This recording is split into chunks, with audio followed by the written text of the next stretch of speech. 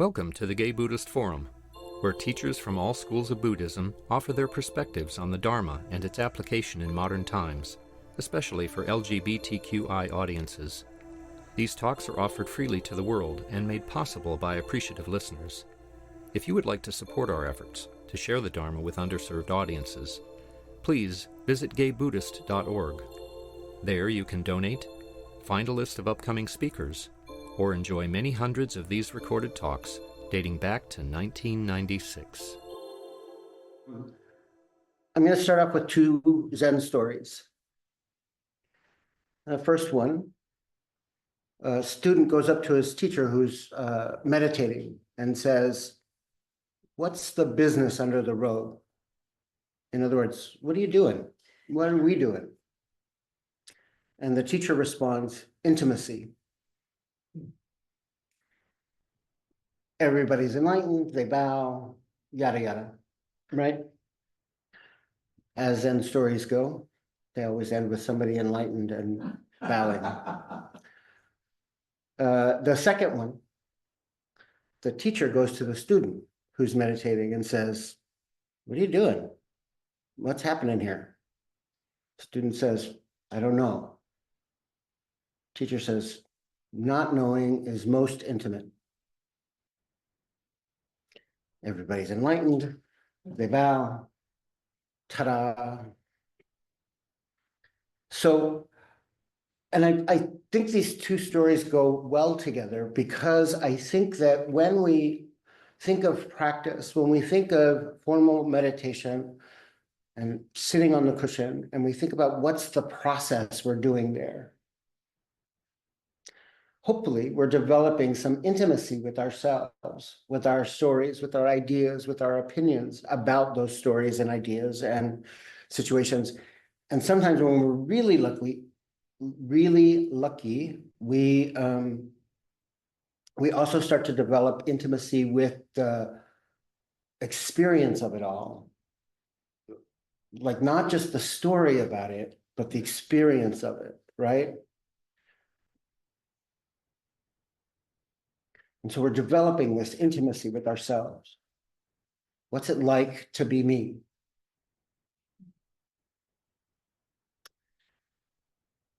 But then there's this rub, right? Like I sit down and I start to have an experience and I think I know what it is. So I have all of a sudden the whole thing builds on itself, right? I'll be sitting down and I'll notice my heart racing, my breath becomes shallow, my muscles start to tighten, and I think, oh, that's anxiety.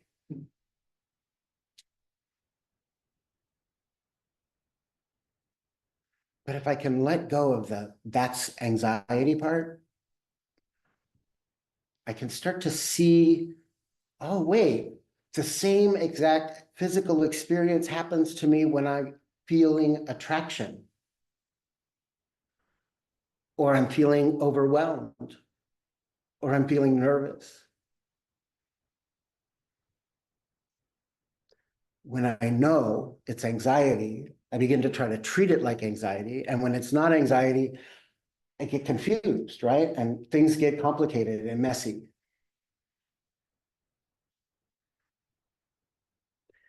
But if I can not know, if I can just let myself be curious instead of certain,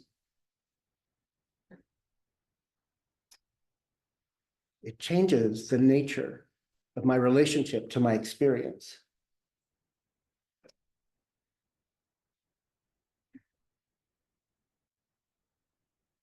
I'll have an idea or a thought that arises as I'm meditating.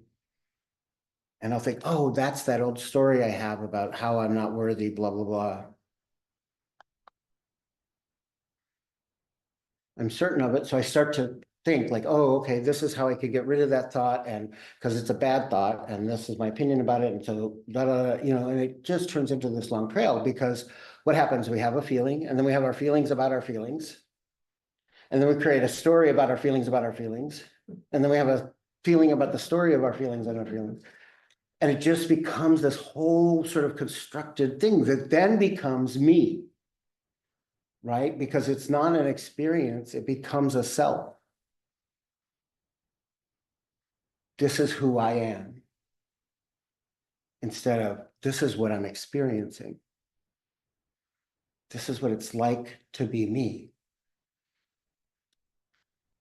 And this is what the Buddha meant when he said, there's no unchanging, independent self. Our ideas and our feelings about our ideas aren't real unless we decide they're real and we pour concrete on them and make them real, and then they become a self. And we try to fit everything into this idea of myself.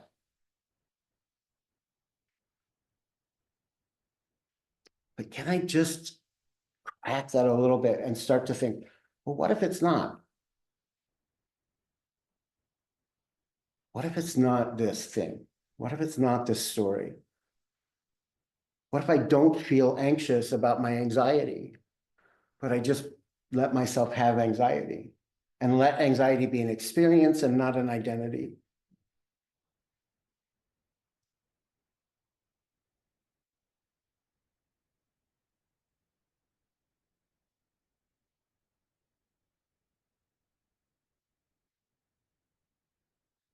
And so when we sit down, when we start to settle and find ease and stability in our own physicality, in our experience of the sensual moment, right? When we start to pay attention to the senses and we start to let go of the thoughts and ideas and just allow them to arise and pass away and not make them who we are, but what we're experiencing. Thought arises. Oh, I'm having this thought. Okay. And the thought will go away of its own accord because I haven't decided what it is and I haven't put concrete on it and I haven't made it a thing and then identified it as me. So it can arise and it can pass away. And then I can get curious about what that was like. What's it like to be me having this experience? What's the nature of my experience? Rather than deciding who I am and then making the nature of my experience fit this identity that I've created for myself.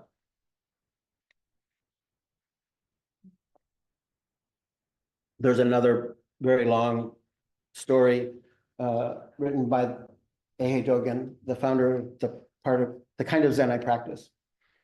And in this long story, there's a part in which he says, to carry ourselves forward and experience myriad things is delusion.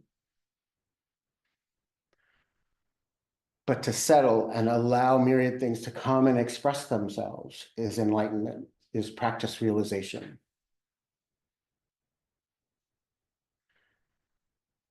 When instead of trying to create something or some way and some world based upon my own feelings, thoughts, ideas, and emotions, what if I just sat down and I noticed my experience? I allowed the myriad things, all of the causes and conditions of this moment to just come and express themselves. How does that change the nature of my reality? But also, how does it change the nature of my relationship to myself and to everything around me? To both what's happening inside the skin bag and what's happening outside the skin bag.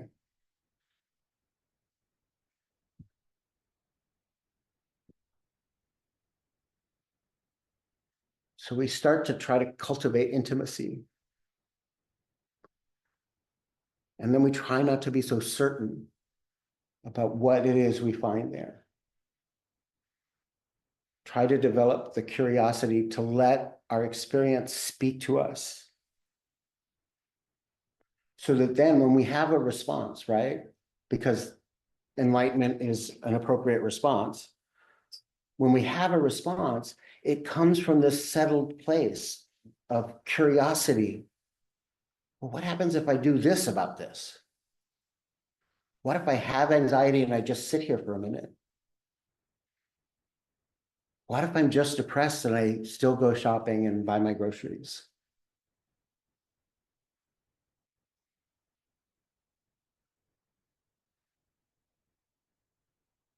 what what changes in my relationship to the stuff around me if I am not so sure?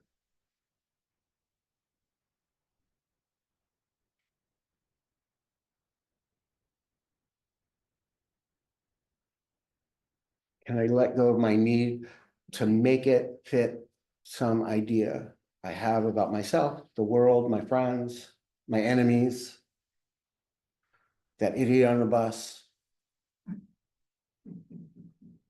the asshole in the car in front of me, and all of those things that I've created about the world I exist in? What if I let go of those and just started to go, huh, that's interesting. I'm really mad at this guy in front of me. Why? I'm not in a hurry. The 30 seconds it's taking me extra because they're not following my rules doesn't really change whether or not I'm late. Because if I'm late, I'm already late. If I'm not late, which is most of the time, it doesn't matter, right? I start to get curious about the experience I'm having and try to see if I can come up with different ways of responding.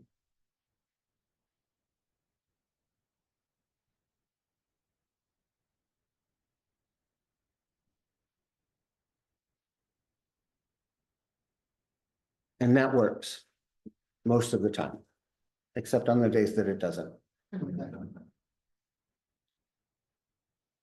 And then I just try it again. I just sit down again. I just try to settle into my experience again. Try to become intimate with myself. Because like all things in the Buddha Dharma, everything starts within the skin bag. It's all going to come from here. Partially because that's the only place I actually have any influence.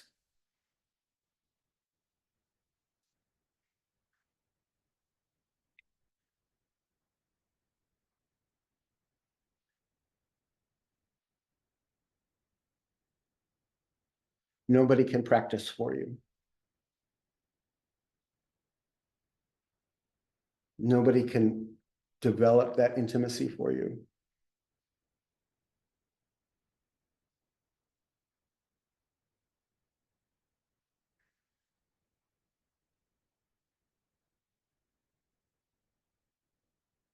But one of the benefits of experiencing the world in this way, with this uncertainty, is that there becomes the ability to be uncomfortable. Sometimes we're confronted with hard truths about ourselves, our lives, something we said. Oh my gosh, I really hurt that person's feelings. I made this asshole comment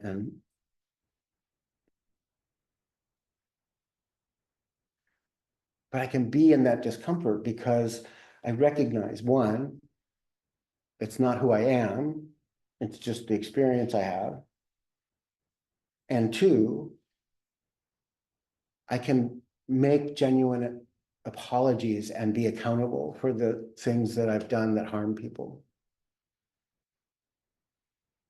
Because I'm not afraid to be uncomfortable.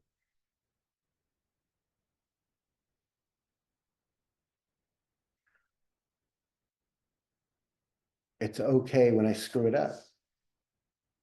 Because I've developed the capacity to be intimate with myself. I can look in those dark corners. I can look in those hard spots. And I can start to bring sunlight there. So that maybe the choices I make aren't coming from this blinded, dark spot.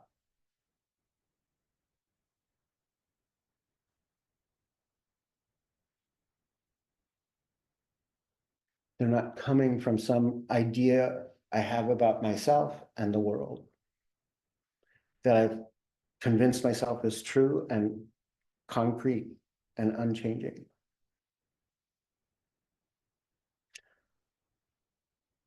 that's just like me.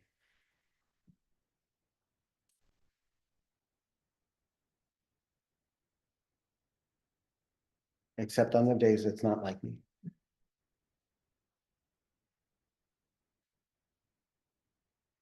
So I want to invite you to start to cultivate curiosity, to cultivate the intimacy with yourself,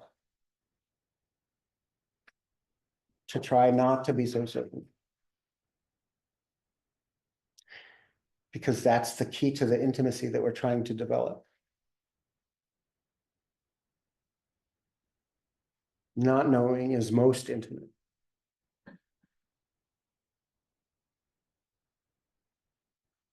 And even about my practice, you know, sometimes I have this idea that, oh, this is what it means to practice. Until I meet somebody who doesn't practice like that. And then it's like, oh, wait, but is that practice then and this isn't? Or is it both? Is it neither? You know, like I start to question when I'm so certain about what it means to practice that I make it concrete and I make it a thing.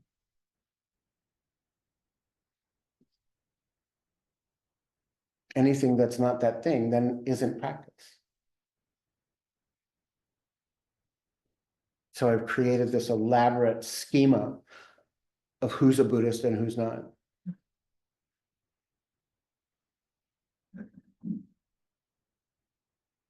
But then you meet Buddhists who aren't doing that. The majority of Buddhists in the world do not meditate. Don't care to. Don't find it useful.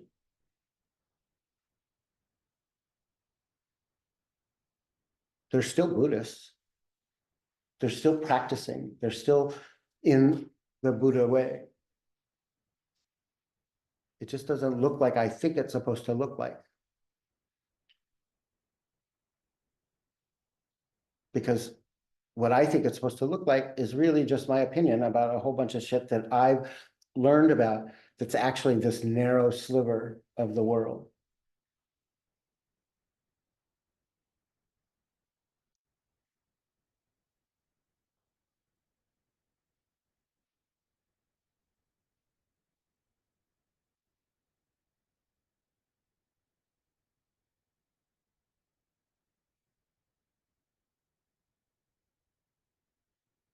Earlier in the long Zen story I was telling, there's a line that says, to study the Buddha way is to study the self. To study the self is to forget the self. To forget the self is to be awakened by myriad things.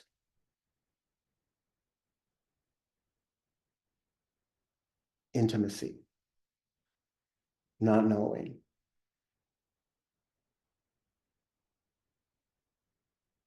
Let the world come and tell us what it is. Let our experience tell us what it is, and then it can tell us what it needs.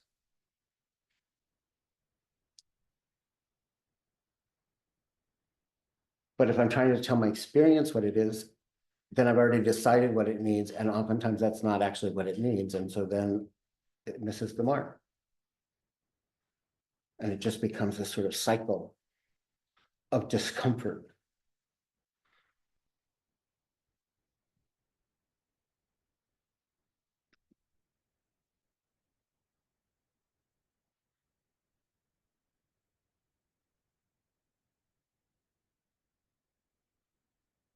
So I also don't think that I'm the smartest person in the room, neither in this room or that room. So I want to open it up to our shared wisdom.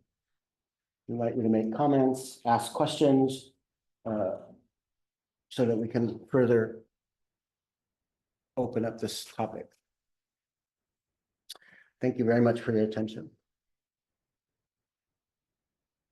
Oh my gosh, I was right on time. I'm completely impressed by that. Thomas. Thank you so much, Daigan. This is one of those instances where I wish the Dharma talk were given first before we meditate. It would have been so helpful. You know, the hard part is remembering to do this in the moment.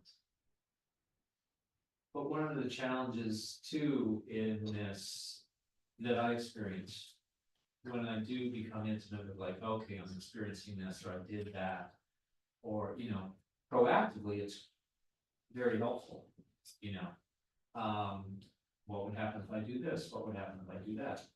But retrospectively, why did I do that? Right. Why didn't I stop? I love this saying that when I feel the most urgency to act is usually when I'm most not thinking straight, Right. you know. So I guess my question is, how do I not fall into the trap of judgment, blaming, seeking perfection in the past, which is already gone, you know? Right. That's where the suffering comes. Right. And I think that's when we try to develop that idea of letting our experience speak to us rather than us speaking to our experience. Can I settle in and just let that experience register before I make opinions and ideas about, oh, I screwed it up, or oh, I messed that up, or whatever. Before any of that, can I just let that experience be there and let it register in my body so that it tells me what it needs to tell me rather than me telling it what it is?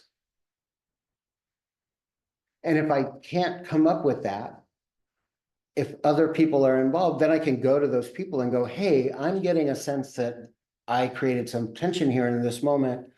Can we have a discussion about it? Are you comfortable having a discussion about it? And then in our discussion about it, we end up in some place where if I'm not so convinced about what the experience is, if I'm curious about it, maybe I can learn and grow from it. And there's an opportunity for me to be accountable for it if it's in fact harmful. Right? So again, can I not be so convinced by my stories? Can I not be so convinced about my ideas about things and let those experiences tell me what they need to tell me?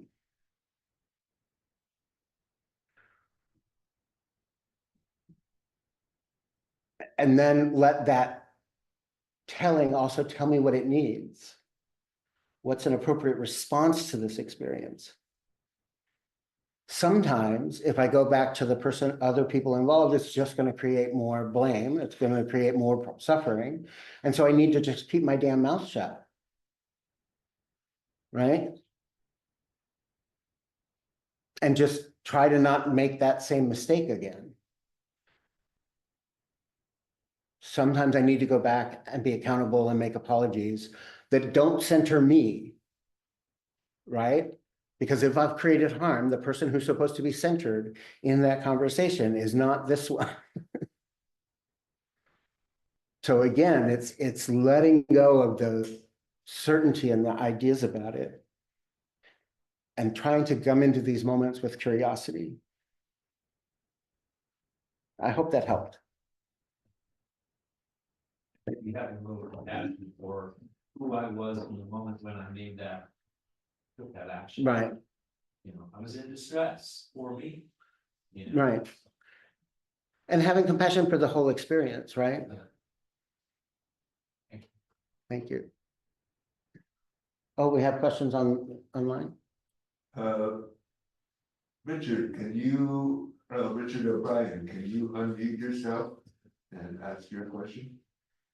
Yes, thank you very much for your talk. I had the great fortune to have a teacher that taught me about non-attachment. I lacked curiosity all my life, lacked the desire to learn about new things. Partly, I think, because of undiagnosed ADHD growing up and just an aversion to learning. So curiosity has eluded me most of my life, but I was taught that to be unattached. Because of the ADHD, I have to make lists every day and check off boxes, the things that I have done, need to do in order to stay focused and organized in my life. And yet I've learned to completely be unattached to those lists and the results of them. because things happen and Right. it doesn't happen the way I plan. And it's not, the world doesn't revolve around me. So thank you for reminding me of that. And the lesson in non-attachment to everything, myself, my ideas, my thoughts, other people's actions or reactions, not be attached, because there's a million ways to look at everything. And it's not just my slice that you called it. Thank you very much. And thank you for bringing that really clear example and that teaching in, because it's really beautiful. I too live by the list. And when I first started living by the list, my opinions about what got done and didn't get done, because I also thought that the list was prioritized when it really was just a bunch of random words on a paper. But I really appreciate that non-attachment piece. So thank you very much.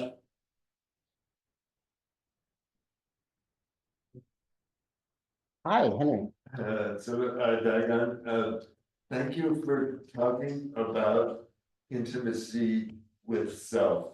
And my question is, the word intimacy always brings up to me the subject of interpersonal relationships. Mhm. And I'm wondering if the concepts you've been talking about today have also to do with the intimacy in interpersonal relationships. Absolutely. If I'm with my partner, whether I've known them 20 years or 20 minutes, if I'm with my partner and I have this idea and story about who they are and what they are, when they don't act in accordance with that story, I get pissed off or I get uncomfortable, right? Because I'm attached to the story. But if I can just go in with curiosity, who's this person today, right? I've known them 25 years, but I had who are they today? Oh, this is new for them. Or I have this idea about what they're saying or why they're saying it, but maybe that's not true. So maybe I should check in with them and believe them when they tell me what's going on versus trying to fit what they're saying into my ideas about what is happening here or what I want to happen. So again, it's the same exact process, right? It's like when we do meta practice, right? We start here and then we move out to our friends and loved ones, and then we move out to the community, and then we move out to the world, and then we move out to all beings in the universe. It's the same practice, whether I'm doing it here or here. Practice is practice. And I've noticed in my own life, when I'm curious about the people that I'm in relationship with,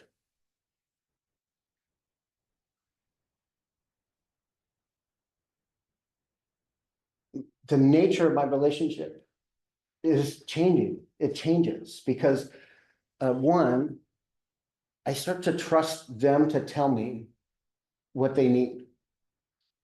I'm not writing some script for them to follow. Right? There's nothing worse than writing a script and then the person you're talking to doesn't follow it. And then you're like, wait, that's not the script I wrote. But they never got the script. But if I can instead sort of settle into my experience of the moment and bring my whole self to this moment, right? All of me, without that certainty of this, my story, but just all of the complexity of being me. Then we can have this relationship that's completely different because it's based on sort of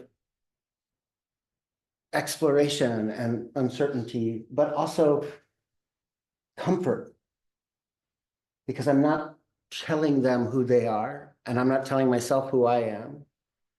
And so we both get to discover both of those in that moment. Did that help? Yes. Hi, tell me your name. Hi, my name is Michael. Hi, Michael. Thank you for your talk. So I'm just kind of wondering about, you're talking about stories and I guess identification, Mm-hmm. right? And how we identify ourselves. how does that fit in with all the identity politics? Right, with the labeling that we all do? I'd be curious about your thoughts on how you work with that and Totally. suggestions. Yeah. Thank you. So when I first started practice, I was very much convinced that I had this idea about what it meant for me to be queer, right? And it was, I'm queer. And this is what it means. And this is how you're going to treat me. And all of this sort of rigidity that comes along with being so tied to what it means to have that identity, right? I took that identity and I poured concrete on it and it solidified. But if I cannot do that, if I can break out that concrete a little bit and let that queerness breathe,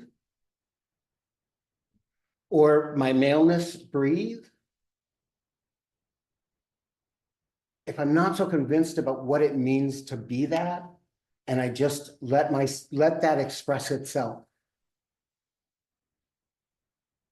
so that it becomes the activity of the moment and the experience of the moment and not the thing of the moment, right? My identity is not a thing, it's how I am in the world. And how that expresses itself changes. I mean, it's certainly a lot different now than it was in 1995. A lot different than in the 80s, and a lot different than it was in the 70s. Because the world's changed, I've grown up, I've matured, my body's different. Like all of these things are different. So what it means for me to be queer in the world today is much different than what it meant for me to be queer in the 80s.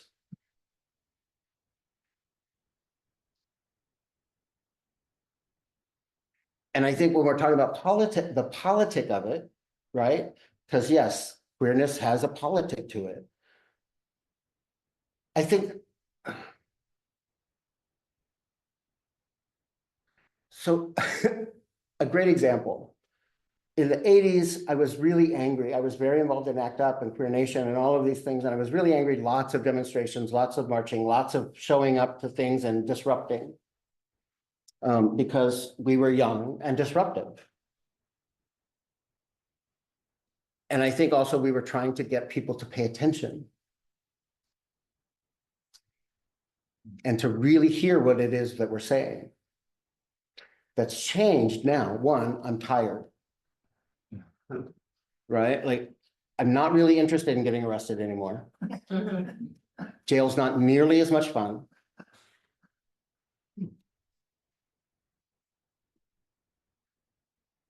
But the politic of my queerness really is the same, which is I just want to live. I just want to be in the world. I want to experience liberation.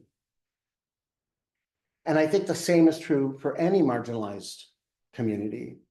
From what people tell me, I'm not living those experiences. I can't say for certain, but I listen to a lot of people who don't look like me, who aren't gendered like I am, who, you know, exist in the world in a different way. And what they tell me is the same exact thing, that when they solidify into what it means to be them, they lose part of the humanity of that experience. And what the politic really should be about is rehumanizing in those places where we've been dehumanized. And whether that's gender or race, queerness, ableism, all of those things, right? Like we're just trying to rehumanize the other humans that we share the planet with. I want to be rehumanized. Did that help? Did that open that up a little bit? Honestly, I'm really confused. I don't- Great. Yeah. No, in terms of, because I guess I'm just confused about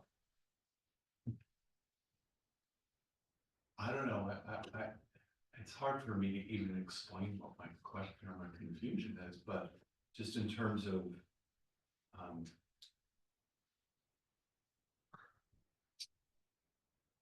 and I don't want to be too like intellectual about it, but so for example, like I was thinking when you're saying about to be humanized.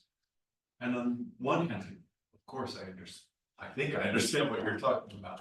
But on another hand, I was like, wait a minute, isn't that perhaps for me a kind of limiting identity or story in terms of who I am?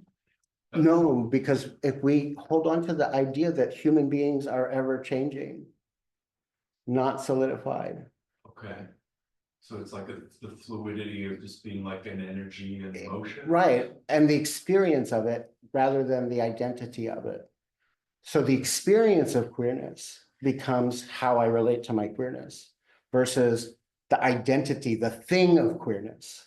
Because when it becomes a thing, it's not human. So, but this is, I think that, thank you, you're helping me with where my confusion is, because I guess I've been contemplating like, am I experience? I don't know if that makes sense. Yeah.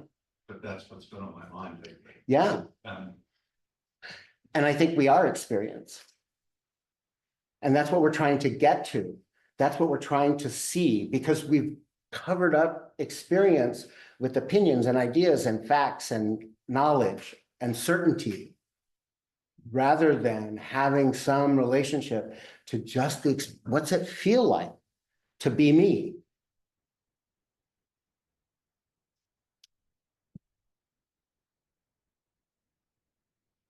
Okay, so thank you. You're helping me see what I'm actually contemplating, right where I'm kind of. Right.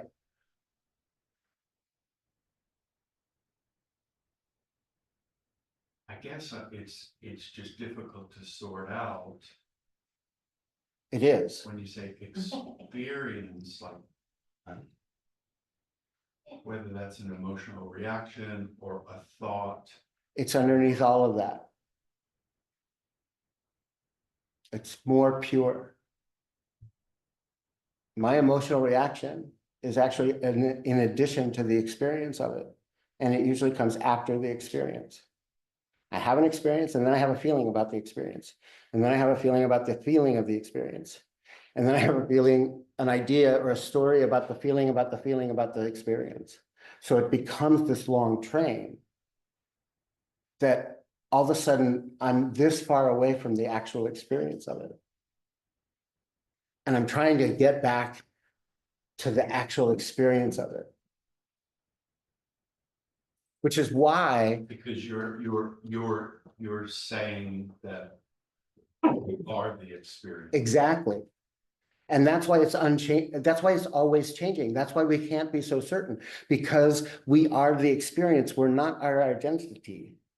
It's not concrete like that.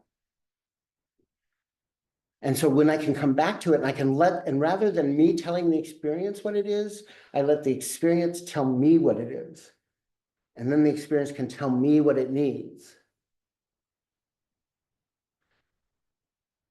And it takes a lot of practice, and I will say, I've been doing this now for 30 years and I get it right 3 out of 10 times. Where I can really connect with the experience of myself. And what's it like to be me? What's the nature of this experience? But I just keep doing it. And sometimes I'm close, sometimes I'm far away. But either way, I recognize that even when I'm far away, it's not, I know that that's not real. The stuff in between is not real. So that then even if I can't reach the actual experience of it, I know that the things I've added on are just things I've added on. And so I don't have to be so convinced by the things I've added on.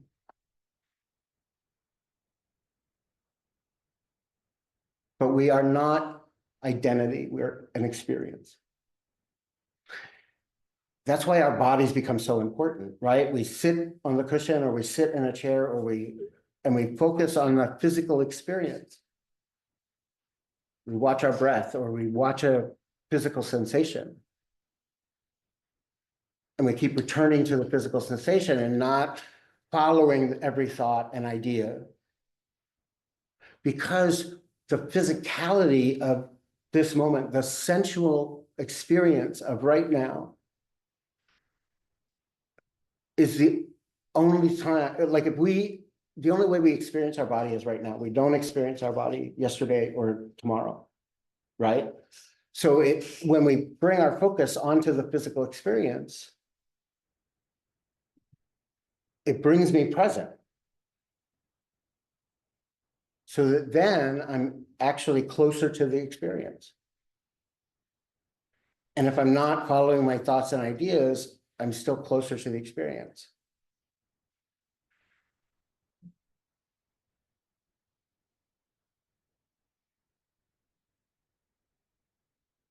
So what I would say is, see if you can just keep returning to the physical experience. And when I'm having big emotion, right? Like if I'm having anxiety, I turn to where's it located in my body? Or if I'm afraid, where's it in my body? What's the physical experience of it? Because if I can get to the physical experience of it, I can get to the nature of that experience, and then I can let that experience tell me what it needs. Instead of me deciding, oh, I'm afraid, so I need to do this. Or, oh, I'm having anxiety, so I need to do this. Instead, I can go, the anxiety can tell me what it needs. The fear can tell me what it needs. And then I can respond appropriately, rather than from some habit formation. I think we need to, I can give you book recommendations and stuff, or you can, There's one question online, and maybe that can be our last. okay. See, you can unmute and ask your question. Yes. Hi, thank you so much for your talk today. It's really clarified a lot of things for me regarding basic Buddhist concepts and ideas, impermanence and being present. And I just love your phrase, not pouring concrete on your thoughts. And so I'm curious, that's all fascinating. I'm curious, how does the concept, and again, the intellectual concept of non-being and interbeing intermix with all this, or does it? It does. And my mind went two places. One is really super philosophical. I have degrees in this stuff and I studied this stuff. And so part of me was like, oh, we can just go to Nagarjuna and really dive deep into this non-being being stuff. But he calls it a snake that's biting its own tail, because they both arise simultaneously and we have to not prioritize one or the other. Right? The ultimate and the conventional arise together. And sometimes we think, oh, but real practice is when I can connect to the ultimate. And we forget that we live in conventional bodies. So that concept is really sort of a way for us to, we can philosophize it so much that we start biting our own ass. And so instead, can I just let them both be true and arise simultaneously, and see if I can let them both have influence on the experience I'm having? The way that we're interconnected, but also the way that it's not real, right? It's not permanent, it's not unchanging, it's not consistent. Did that help? Yes. Thank you all very much. Thank you.